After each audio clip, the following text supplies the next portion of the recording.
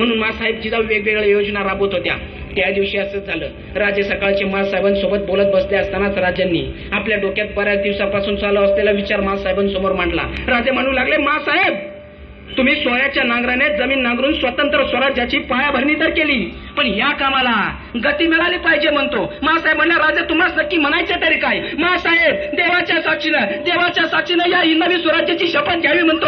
तसं करणार नाही मासाहेब. राजे, चांगल्या कामाला देर नकोत राजे. हे विस्कळीत झालेले स्वराज्य लवकरात लवकर उभे राहावे ही आमची इच्छा आहे राजे. आणि बघता बघता राजांनी मारले घोड्याला टाच, केला आपल्या मावळ्यांना संघटित आणि निघाले त्या रोहिडेश्वराच्या दर्शनाला. त्या रोहिडेश्वराच्या महादेवाच्या पिंडीवर रक्ताचा अभिषेक केला आणि गरजून उठले मावळे.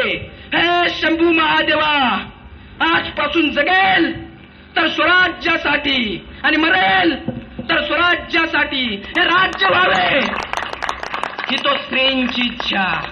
हर हर महादेव महादेव महादेव. पण त्या दिवसापासून राजे काहीसे अस्वस्थ वाटत होते. कुठल्या तरी विचारात गुंतलेले दिसत होते.